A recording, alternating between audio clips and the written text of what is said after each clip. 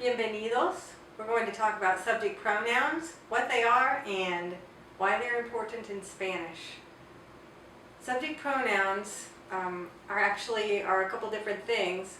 They are a type of a noun, and as the name implies, they're a special type of noun, a pronoun. And what is a pronoun? We have to think back to our English lessons. Pronouns are words that stand for nouns.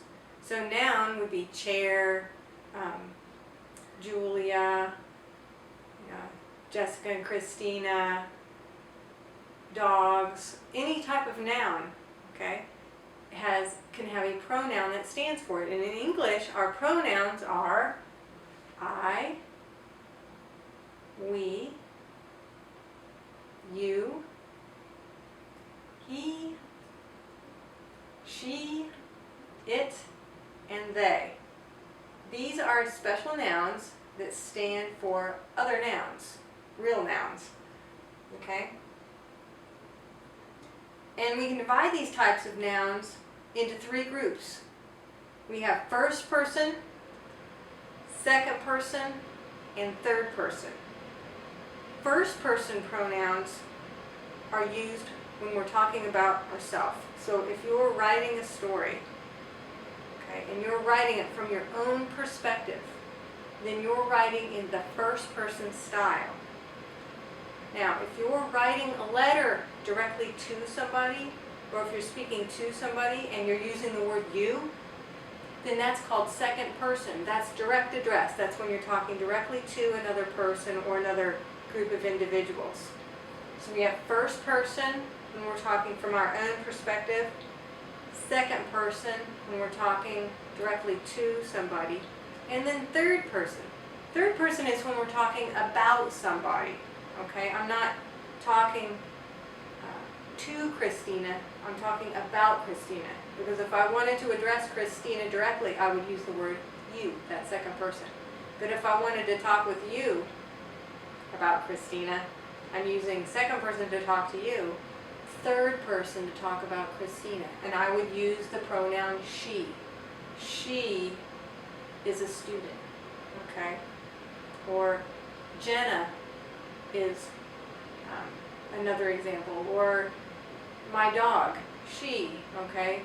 Let's see, I don't have a boy dog. If I had a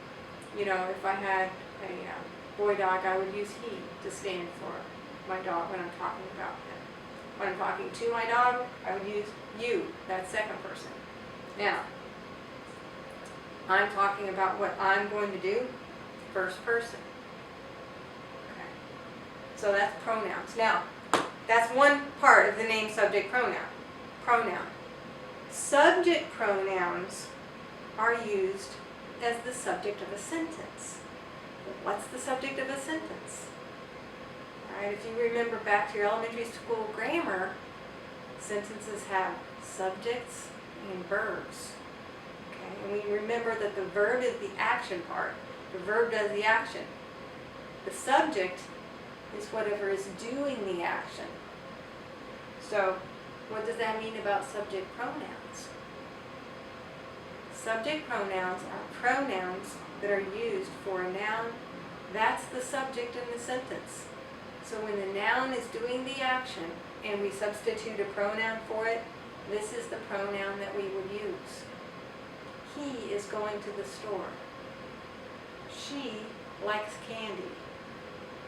They studied. I went to school. You are eating ice cream. Okay? These are all subject pronouns. They're used as the subject of a verb. They are the ones doing the action. It's not the action part, it's just the subject part. The item or object that's doing the action. Okay, so it's important to understand what subject pronouns are, because in Spanish, subject pronouns are very important in verb conjugation. And we'll have another video about verb conjugation. But it's so important to know your subject pronouns because verbs are a huge part of the Spanish language. You have to have a good understanding of these subject pronouns in order to work with verbs, okay? And you'll see that in another video. But right now what we're going to do is learn about the Spanish subject pronouns. Now we've already talked about how when we're learning another language, we're not just learning one word for another word, we're actually learning a whole different perspective, because most foreign languages come from a foreign culture, and language really represents thoughts and ideas. And other cultures have different thoughts and ideas. So this subject pronoun grammar structure is going to present us with an opportunity to learn a new way of looking at the world, a new idea. Because in Spanish, they use different pronouns, different subject pronouns than what we have. Some of them are different, some are very similar. For the pronoun I, in Spanish we use the word yo. Yo, yo, that means I. For we, in Spanish, we have two subject pronouns. We have a subject pronoun for we if it's all girls, and we have a subject pronoun for we if it's all boys. So if I'm talking about, if I'm using the word we, I'm always going to use the feminine form, the girl form, if it's just me and other girls. But if there's a group of us and it's even one boy in the group, then I'm going to use the masculine form. And those two forms are nosotros and nosotras.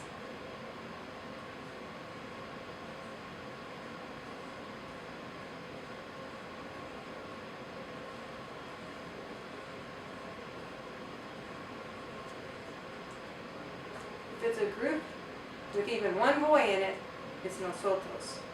If it's all girls, it's nosotras. In the second person in Spanish,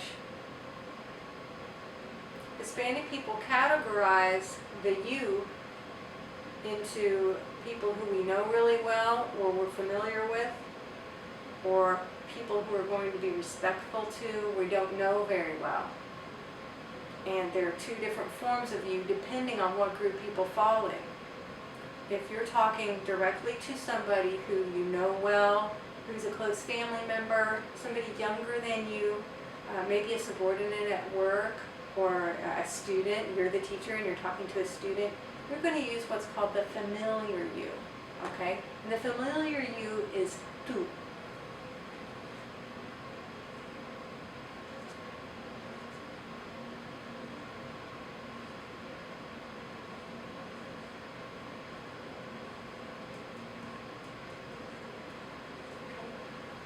Tú.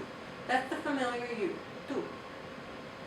Now, if you're talking directly to somebody who you're trying to be more respectful to, maybe you're a supervisor, or a teacher, or someone older than you, you're going to use the formal form of you, and that is usted, usted.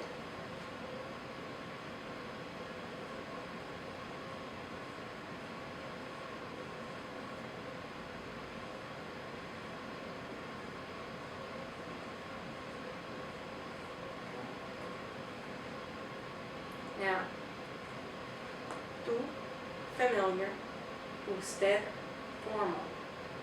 If we're talking directly to a group of people, okay, that means plural, then we're going to use a different set of you pronouns. This is just directly to one person. One person tú, one person usted. If you're talking to more than one person, you're going to use a plural form. If it's a formal situation, you're going to use ustedes.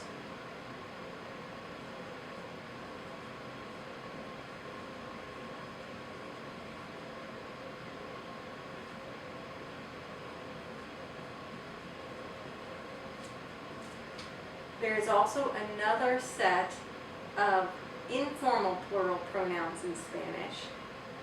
They're not used throughout Hispanic countries. And so not everyone teaches verbs with these sets, but I'm going to tell you what they are because you will see them. Some countries use them, some countries don't. It's very regional. But these are the informal plural you pronouns. So it's the equivalent of tú, but it's a plural tú. like you all, kind of like you all. And that's vosotros and vosotras. Vosotros and vosotras.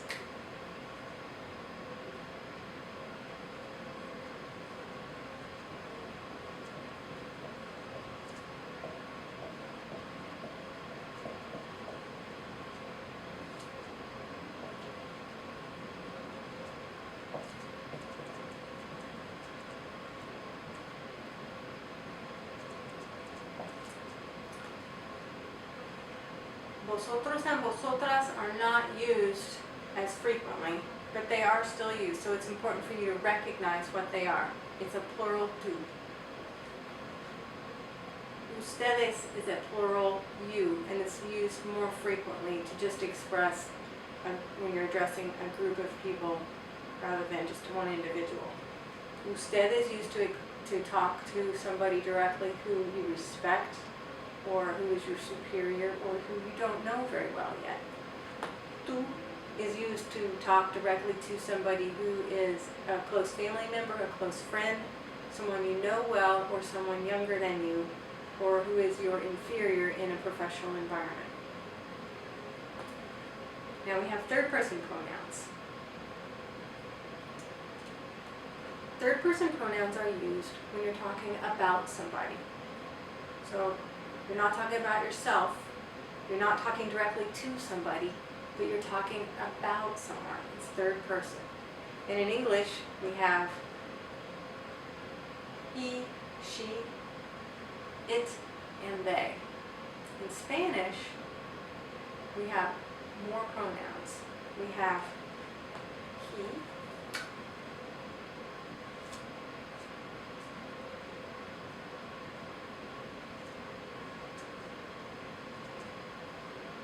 él, she,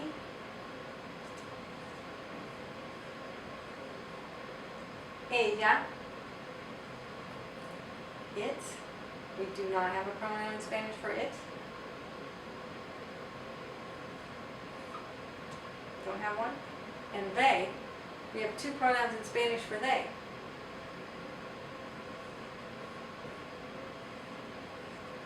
Ellos,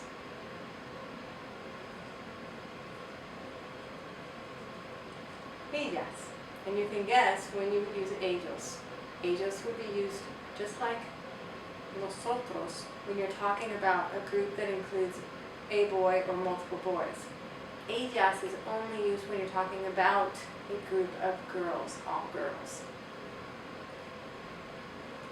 So again, the third person pronouns in Spanish are él, ella, ellos, ellas.